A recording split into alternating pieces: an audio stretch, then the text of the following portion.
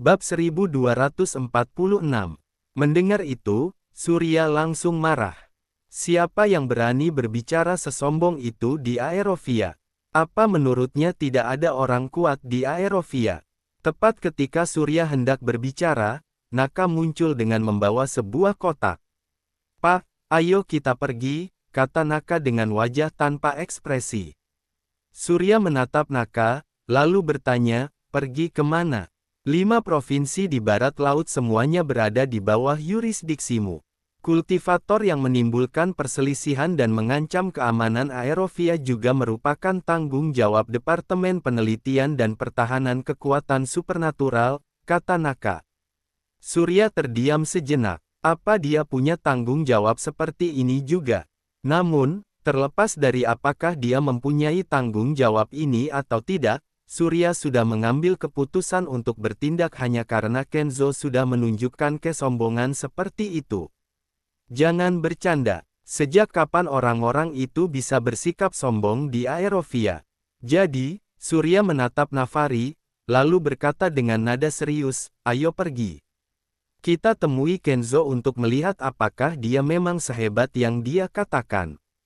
"Baik, Pak," jawab Navari dengan wajah penuh semangat.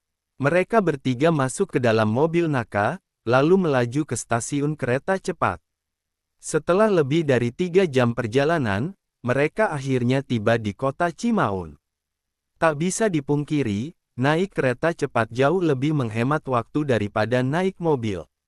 Jika mereka naik mobil, mereka butuh waktu sekitar 10 jam untuk sampai. Setelah turun di stasiun kota Cimaun, Navari sudah mengatur seseorang untuk menjemput di stasiun dengan sebuah mobil Mercedes-Benz. Surya dan yang lainnya dibawa ke sebuah villa besar di pinggiran kota Cimaun.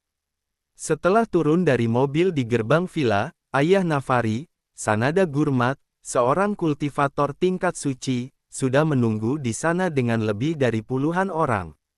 Setelah Surya turun dari mobil, Sanada segera memimpin rombongannya untuk membungkuk memberi hormat. Sanada di sini untuk menyambut kedatangan Jenderal Dewa Langit.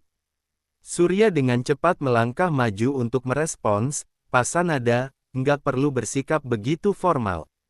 Sanada sudah berusia 50-an, bahkan hampir mencapai usia 60 tahun.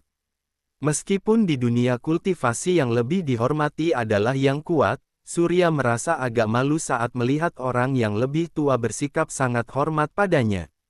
Namun, Sanada berkata dengan ekspresi serius, "Kamu adalah seorang kultivator tingkat suci super, kekuatanmu jauh di atas kekuatanku.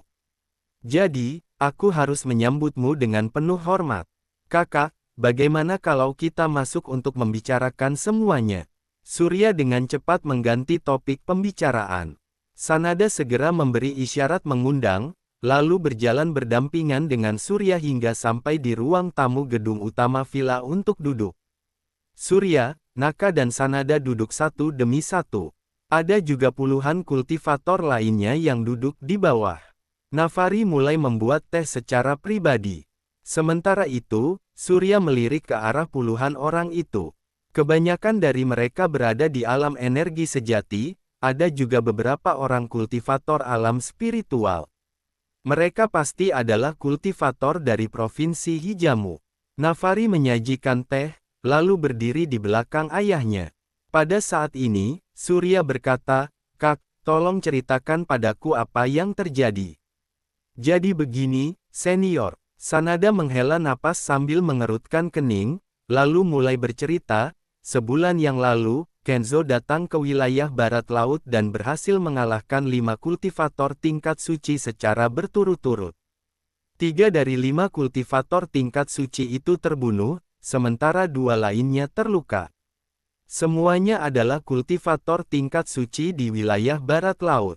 Kemarin, aku menerima surat tantangan dari Kenzo untuk bertarung besok siang. Meski aku adalah seorang kultivator tingkat suci, aku nggak ahli dalam bertarung. Aku tahu kalau aku bukan tandingannya, jadi aku segera meminta bantuan pada senior. Aku harap senior bisa membantu." "Nggak ahli dalam bertarung?" tanya Surya sambil menatap Sanada. Sanada tersenyum pahit sembari berujar, arah kultivasiku berfokus pada ramalan dan feng shui. Aku nggak ahli dalam bertarung. Meski aku adalah kultivator tingkat suci, aku mungkin adalah yang terlemah di antara para kultivator tingkat suci lainnya. Surya langsung memahaminya. Sanada adalah seorang kultivator yang mengkhususkan diri pada hal spiritual dan ramalan, membuat keterampilan bertempurnya jauh lebih lemah. Namun, orang seperti ini juga memiliki keunggulan dalam ramalan dan feng shui. Terlebih lagi, kekuatan pikiran mereka sangat kuat. Selain itu, Sanada pasti bukan kultivator biasa jika bisa mencapai tingkat suci. Kakak, aku bisa mengerti. Tapi bagaimana bisa Kenzo ini tiba-tiba muncul? Tanya Surya. Sanada mengerutkan kening sembari berujar, aku juga nggak tahu. Tapi dia menyapu wilayah barat laut dengan sangat agresif. Dia bahkan mengancam akan menyapu seluruh Aerovia. Dia memang sangat sombong. Tapi menurut rumor, dia sudah mencapai tingkat suci super. Jadi, dia memang punya kemampuan untuk bersikap sombong. Haha, menyapu seluruh Aerovia. Apa dia nggak takut dipermalukan setelah bicara sesombong itu? Cibir Surya. Sanada berkata, Pak, meski kamu juga seorang kultivator tingkat suci super, kita tetap harus berhati-hati. Apa menurutmu kita perlu menyiapkan sesuatu? Aku pasti akan melakukan segalanya untuk membantu. Bab 1247. Hehe, nggak perlu. Memangnya apalagi yang perlu kamu persiapkan untuk tingkat suci super? Tanya Surya dengan acuh tak acuh. Melihat Surya begitu percaya diri, Sanada juga tidak mampu berkata-kata lagi. Setelah itu, Sanada memperkenalkan Surya kepada belasan kultivator tersebut. Mereka semua merupakan sosok yang terkenal di Provinsi Hijamu. Surya menyapa mereka satu persatu. Kemudian, Sanada mengatur tempat bagi Surya dan Naka agar mereka bisa beristirahat dengan baik dan mempersiapkan diri untuk pertempuran besok. Surya dan Naka pergi ke kamar tamu, lalu beristirahat di sana. Pada saat ini, Sanada kembali ke ruang tamu. Para kultivator itu masih ada di sana. Kak Sanada, apa menurutmu Pak Aksa ini meyakinkan? Tanya seseorang. Sanada mengerutkan kening dan berkata pelan, aku nggak tahu. Keduanya adalah tingkat suci super. Kalah atau menang, perbedaannya sangat tipis. Siapa yang berani menjamin? Mendengar hal tersebut, semua orang langsung merasa khawatir di dalam hati. Akan tetapi, Kenzo sudah membunuh 3 tingkat suci. Ada juga 2 tingkat suci lainnya yang langsung tunduk pada Kenzo setelah dikalahkan. Hal ini sudah cukup menunjukkan kekuatan Kenzo yang sangat menakutkan. Jika Surya kalah, mereka pasti juga tidak akan berakhir dengan baik.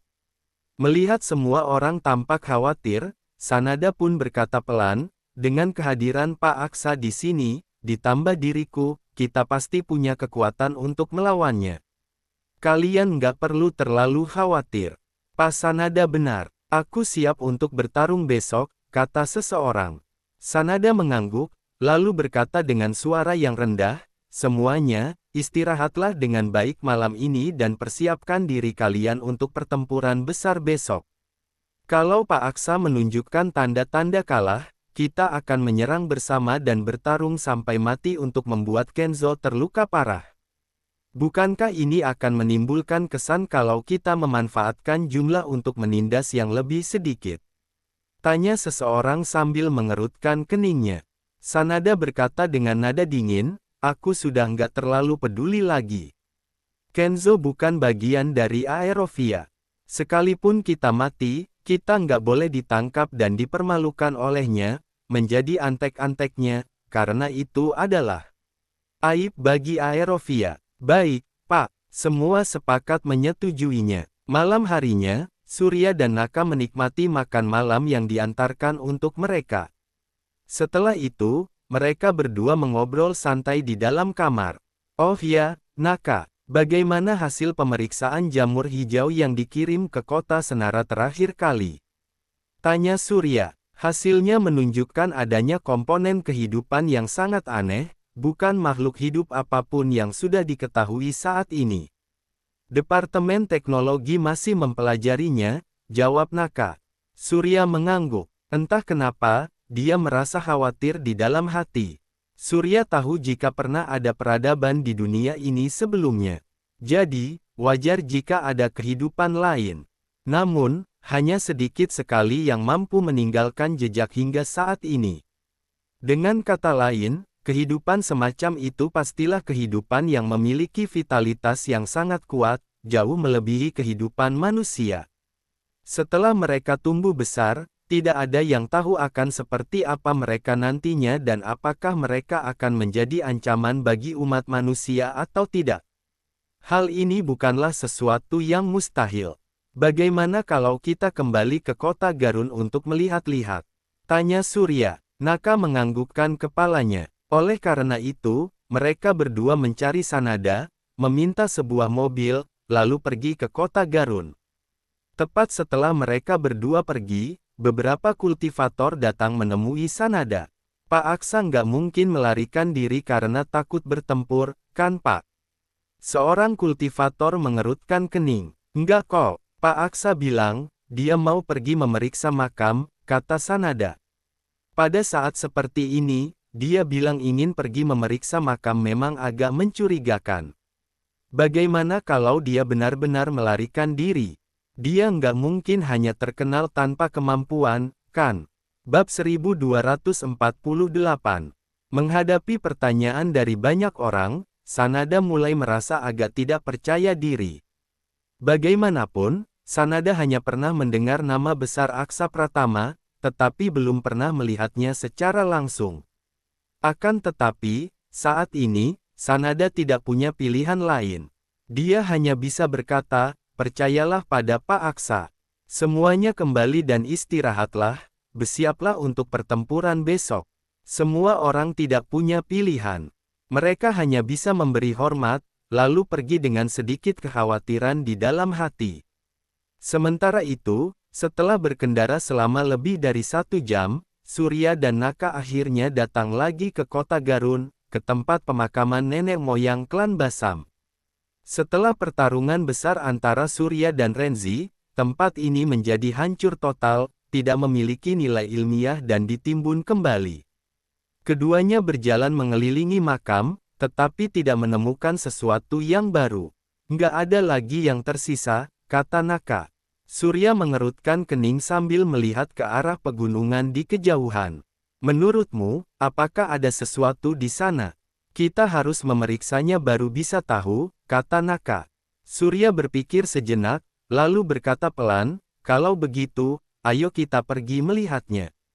Tempat ini terhubung dengan pegunungan Andaru. Kalau kita menjelajah lebih dalam, apa kita bisa kembali tepat waktu besok siang untuk membereskan Kenzo itu? Tanya Naka. Surya berkata dengan acuh tak acuh, sisakan waktu yang cukup saja. Baiklah kalau begitu. Kemudian, keduanya pun meningkatkan energi spiritual mereka. Mereka mulai berlari dan melompat dengan gesit, menuju pegunungan di kejauhan sana. Sementara itu, di kedalaman pegunungan Andaru, tepatnya di sebuah ngarai yang dalam, ribuan monster berkulit hijau, bertubuh pendek dan kuat, sedang membuat kerusuhan. Ribuan monster berkulit hijau ini membentuk belasan kelompok yang mirip dengan suku. Saat ini, mereka sedang berhadapan satu sama lain. Mereka membungkus diri dengan pelindung kulit binatang yang sederhana, memegang tongkat kayu dengan berbagai ketebalan di tangan. Mereka saling melotot dan menggeram satu sama lain. Mereka jelas berasal dari ras yang sama, tetapi mereka bertingkah layaknya musuh bebuyutan. Mereka saling melotot dengan marah, mengacung-acungkan tongkat kayu di tangan, saling mengancam dan memprovokasi. Para pemimpin dari belasan suku ini, relatif lebih tinggi. Tongkat kayu di tangan mereka seukuran mangkuk. Mereka menatap tajam pemimpin suku lain dan bersiap untuk menyerang. Pada saat itu, terdengar suara guntur yang menggelegar di langit. Kawanan monster berkulit hijau ini seperti terpicu oleh sesuatu. Di bawah teriakan amarah para pemimpin, mereka menyerbu ke arah lawan mereka. Pertempuran sengit pun segera dimulai. Kawanan monster berkulit hijau itu saling memukul menggunakan tongkat kayu mereka dengan penuh kegilaan. Mereka menjatuhkan lawan ke tanah, kemudian berlari ke arah target berikutnya.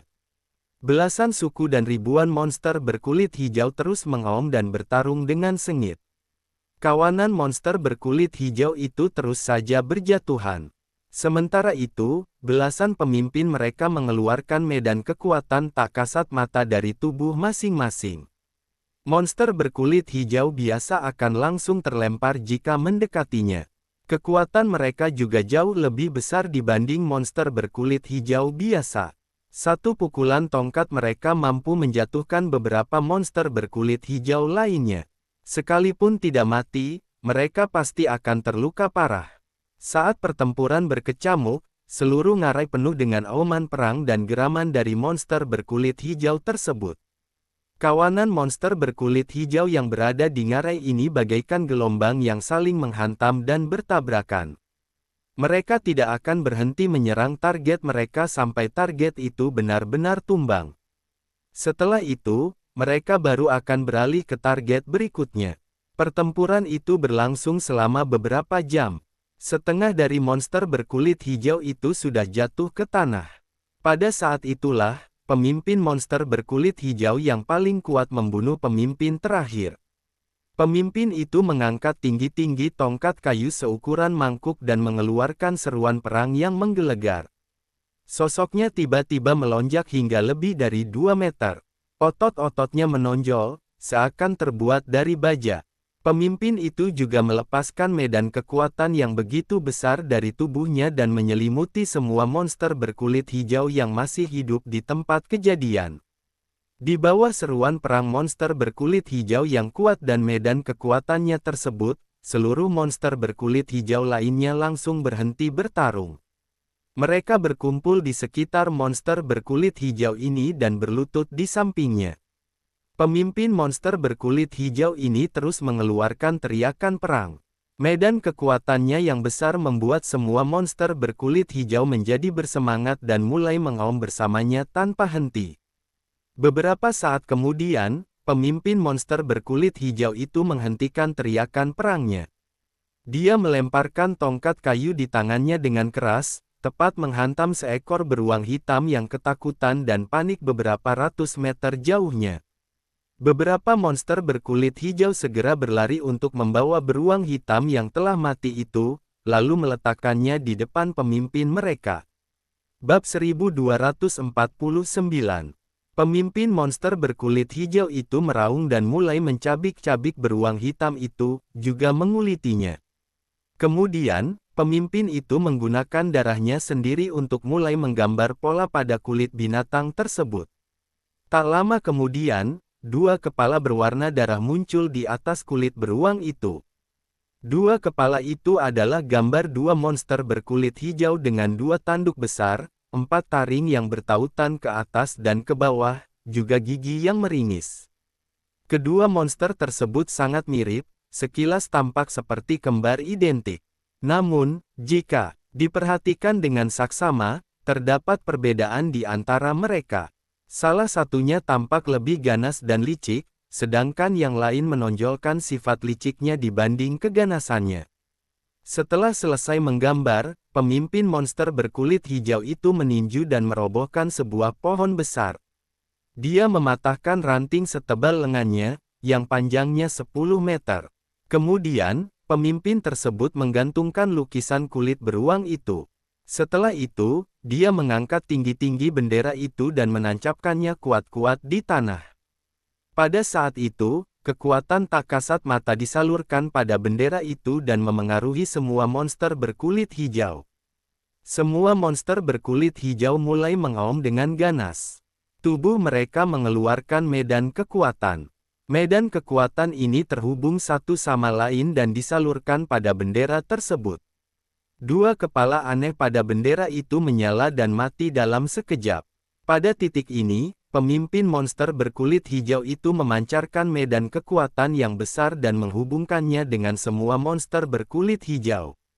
Seluruh monster berkulit hijau mulai mengaum tanpa henti, menyatakan ketundukan mereka. Pemimpin monster berkulit hijau itu meraung dengan marah dan menjadi satu-satunya pemimpin ras ini. Sekitar pukul 4 pagi, Surya dan Naka yang berlari ke puncak gunung, akhirnya berhenti.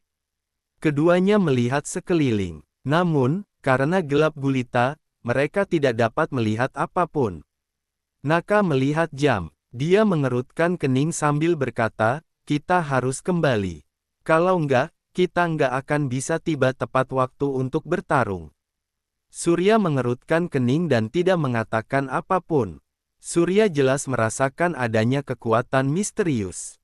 Akan tetapi, dia tidak tahu di mana letaknya. Surya melihat jam dan berkata tanpa daya, "Kalau begitu, ayo kita kembali." Sanada dan yang lainnya bukan tandingan Kenzo. Naka menganggukkan kepalanya. Keduanya berbalik, lalu berlari kencang menyusuri jalan yang mereka lewati sebelumnya. Tak lama setelah keduanya pergi, suara gemuruh kembali terdengar dari ngarai di bawah, lalu bergema tanpa henti.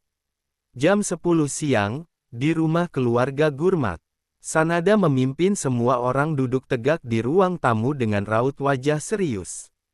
Saat ini, seseorang tidak mampu menahan diri untuk berdiri dan berkata, "Pak Sanada, Pak Aksa belum kembali. Teleponnya juga nggak bisa dihubungi. Apa jangan-jangan dia melarikan diri?" "Iya, dia takut untuk bertarung. Tingkat suci super apaan? Kurasa reputasinya hanya bohongan saja. Kalau begitu, apa yang harus kita lakukan? Siapa yang mampu melawan Kenzo?" Menghadapi pertanyaan semua orang, Sanada pun mengerutkan kening dan berkata pelan, "Mungkin Pak Aksa terlambat karena ada urusan. Dia nggak mungkin takut bertarung. Memangnya, apa yang lebih penting dari peristiwa yang terjadi hari ini?" tanya seseorang. Sanada juga tidak bisa menjawab. Dia mengerutkan keningnya rapat-rapat. Pada saat itulah, terdengar suara sumbang dan lantang dari luar pintu. "Sanada, keluar dan hadapi aku. Kenzo dari negara Siam telah datang." Suara itu diiringi dengan tawa arogan yang menggelegar bagaikan guntur. Raut wajah semua orang berubah. Mereka semua menatap Sanada. Sanada perlahan berdiri, lalu berkata kepada semua orang, "Terlepas dari apakah Pak Aksa datang atau enggak, kita tetap harus bertarung. Tapi, kalian jangan turun tangan. Kalau aku kalah, kalian semua harus pergi dan jangan memprovokasi Kenzo, jangan berpikir untuk membalaskan dendamku." "Ayah." Saat ini, air mata sudah menggenang di mata Nafari. Di sisi lain, belasan kultivator saling berpandangan dengan raut wajah serius. Bab 1250. Sanada tersenyum tipis dan berkata, "Sebagai kultivator Aerovia, kita nggak kekurangan keberanian. Kenzo juga nggak akan pernah bisa menghancurkan Aerovia. Akan ada orang yang mampu menghadapinya. Aksa hanyalah orang yang nggak berguna. Dia melarikan diri dari pertarungan dengan dalih pergi memeriksa makam. Dia benar-benar mempermalukan kehormatan para kultivator," kata seseorang dengan marah. Sanada mengerutkan kening dan berkata, "Pada saat ini, nggak ada gunanya lagi mengatakan semua itu. Aku akan pergi menghadapi pertarungan ini." Setelah menatap mereka, Sanada pun bergegas melangkah keluar. Semua orang mengikuti di belakang. Baru saja sampai di halaman villa, mereka melihat seorang pria berpakaian negara Siam dengan topi spiral di kepalanya. Dia berjalan mendekat bersama dua orang lainnya. Kedua belah pihak berdiri di halaman dan saling mengamati satu sama lain. Kenzo memiliki tinggi badan 180 cm. Tubuhnya tinggi besar, tetapi matanya sipit dan hidungnya bengkok seperti elang, sehingga membuatnya tampak sangat kejam. "Kamu Kenzo?" tanya Sanada pelan sambil menatap pria itu. Kenzo tertawa dan berkata, "Benar. Aku orang terkuat nomor 1 di negara Siam, Kenzo." Sanada mengerutkan kening. Tanpa memedulikan kata-kata penuh kontradiksi yang diucapkan Kenzo, Sanada menatap dua orang di belakang Kenzo dan berkata, "Erwin, Kaspar, kalian berdua juga kultivator tingkat suci di Aerovia. Tapi, kalian malah memilih untuk tunduk pada orang Siam dan melawan rekan senegara sendiri. Dua orang di belakang Kenzo mendengus dingin. Erwin berkata dengan nada dingin, orang yang pandai menyesuaikan diri dengan situasi adalah orang yang cerdas. Pak Kenzo adalah seorang tingkat suci super. Apa salahnya kami tunduk padanya? Pak Kenzo sudah menaklukkan kami dengan kekuatannya. Dunia ini memang merupakan tempat di mana yang kuat yang bertahan hidup. Aku sarankan padamu untuk menyerah sesegera mungkin, agar kamu bisa selamat. Kaspar bahkan membujuk Sanada untuk menyerah. Kedua orang ini tidak merasa malu dengan tindakan mereka. Mereka malah tampak bangga dan merasa puas. Sanada mendengus dingin, lalu berkata pelan, sebagai orang Aerovia, kalian malah tunduk pada orang asing. Kalian membantu dan bersekongkol dengan para tiran itu untuk melakukan kejahatan. Lalu, kalian masih berani datang dan membujukku untuk menyerah. Benar-benar enggak tahu malu. Sanada, Erwin berteriak, lalu berkata dengan tegas. Kami melakukan ini untuk kebaikanmu. Kamu harus tahu kalau kamu hanyalah manusia enggak berguna di tingkat suci. Begitu Pak Kenzo mengambil tindakan, kamu enggak akan punya harapan untuk bertahan hidup. Jadi, lebih baik kamu sadar diri. Kalau kamu keras kepala, Pak Kenzo juga enggak perlu bersikap sopan padamu. Kaspar juga ikut mengejek dari samping. Mendengar itu, Sanada hanya mendengus dingin, dasar enggak berguna. Kata-kata tersebut begitu menusuk hati keduanya. Erwin berteriak dengan keras, Sanada, dasar kamu enggak tahu diri. Biar aku dulu yang memberimu pelajaran. Sambil berbicara, Erwin maju selangkah. Dia memadatkan pedang panjang di tangannya, mengerahkan energi spiritual yang bergolak, sebelum langsung mengarahkannya pada Sanada. Tekanan kuat dari tingkat suci menyelimuti semua orang.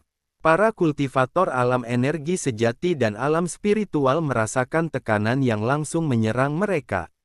Mereka pun merasa panik di dalam hati. Bagi mereka, tingkat suci adalah makhluk yang tidak terkalahkan. Wajar jika mereka merasa takut. Di sisi lain, Erwin mengetahui jika Sanada adalah yang terlemah di antara kultivator tingkat suci. Oleh karena itu, dia sama sekali tidak ragu dan langsung mengambil tindakan. Dia ingin membuka awalan untuk tuannya. Kaspar menunjukkan ekspresi dingin di wajahnya. Dia menyapukan tatapan matanya yang penuh peringatan kepada orang-orang di belakang Sanada. Sementara itu, Kenzo tertawa terbahak-bahak. Dia terlihat sangat puas dengan kedua anak buahnya. Melihat hal tersebut, Sanada pun menarik napas dalam-dalam dan berteriak keras. Tubuhnya mengobarkan api energi spiritual dan di antara kedua jari tangan kanannya muncul sebuah jimat spiritual. Dua gelombang tekanan energi spiritual mulai bergolak di halaman, menyebabkan angin menderu-deru tanpa henti. Melihat semua itu, semua orang bergegas mundur dan menjaga jarak yang cukup aman. Bagaimanapun, ini adalah pertempuran dua kultivator tingkat suci, akan sangat berbahaya jika sampai terkena dampaknya. Melihat Sanada mengorbankan jimat spiritualnya, Erwin pun tertawa dan berkata, Sanada, dengan kemampuanmu yang segitu saja, jangan mempermalukan diri sendiri lagi. Sekalipun aku nggak punya kekuatan untuk bertarung, aku nggak akan pernah tunduk pada ras asing dan membantu mereka melakukan kejahatan, teriak Sanada. Bersambung ke bab 1251. Terima kasih.